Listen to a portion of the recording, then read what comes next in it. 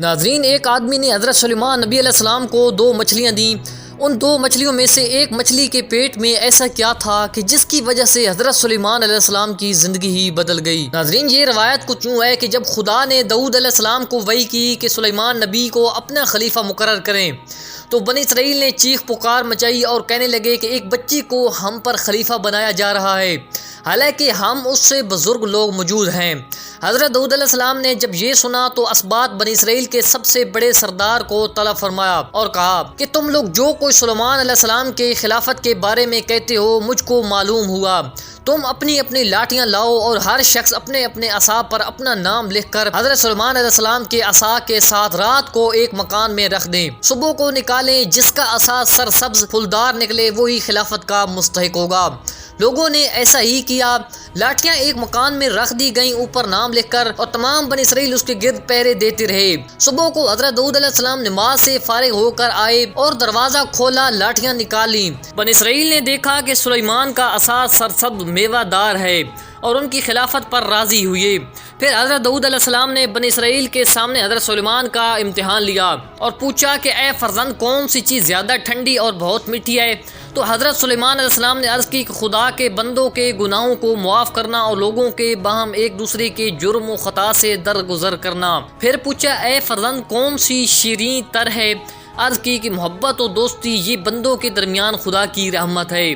یہ سن کر حضرت داؤد علیہ السلام ہنسے اور خوش ہوئے اور بنی اسرائیل سے فرمایا کہ یہ تمہارے درمیان میرے بعد میرا خلیفہ ہے۔ اس کے بعد حضرت سلیمان علیہ السلام اپنے معاملے کو پوشیدہ رکھتے تھے اور ایک عورت سے شادی کر لی اور ایک مدت تک اپنے شیعوں سے مخفی رہے۔ آپ کی زوجہ نے ایک روز کہا کہ میرے ماں باپ آپ پر فدا ہوں، آپ کی بہترین سیرت و خصلت ہے اور آپ کی سیرت عادت مجھ سے کراہت نہیں، سوائے اس کے کہ آپ کے اخراجات میرے والد کے ذمہ ہیں۔ اگر بازاروں میں گھوم پھر کر اپنی روزی خدا سے طلب کیجیے تو مجھے امید ہے کہ وہ آپ کو نا امید نہ واپس کرے گا۔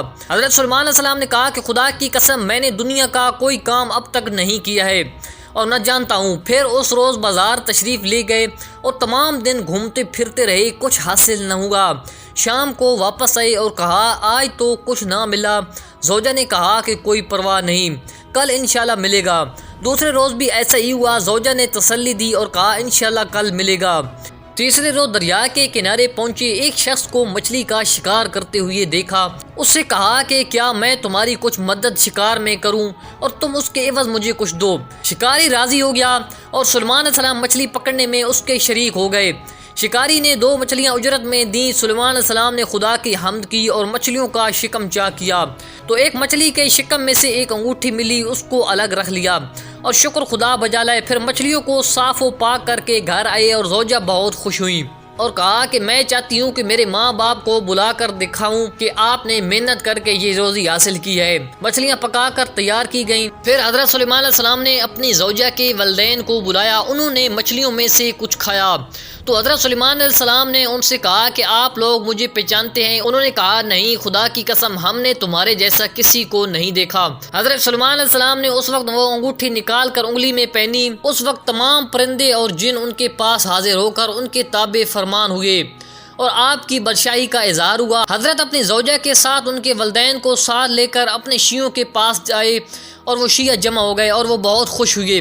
ان کی تکلیفیں جو حضرت سلیمان علیہ السلام کی غیبت میں گھبرائے ہوئے تھے وہ دور ہو گئیں۔ حضرت نے مدتوں حکومت کی۔ جب آپ کی وفات کا زمانہ قریب آیا تو آصف بن برقیہ کو خدا کے حکم سے اپنا وصی بنایا۔ آپ کے پیروکار ہمیشہ حضرت آصف علیہ السلام کے پاس آتے اور اپنے مسائل دینی اور ان سے دریافت کرتے۔ پھر خدا نے آصف علیہ السلام کو ان کے درمیان سے ایک طویل مدت تک کے لیے پوشیدہ رکھ دیا۔ پھر وہ ظاہر ہوئے اور ایک عرصے تک ان کے ساتھ رہے۔ پھر حضرت آصف علیہ السلام نے ان کو وداع کیا۔ انہوں نے پوچھا اب آپ سے کب ملاقات ہوگی اور فرمایا روز قیامت صراط کے نزدیک، اور ان سے روح پوش ہو گئے اور ان کی غیبت کے بعد بنی اسرائیل سخت بلاؤں میں مبتلا ہوئے۔ ناظرین، ویڈیو کو لائک کر دیں اور چینل کو ضرور سبسکرائب کر لیں۔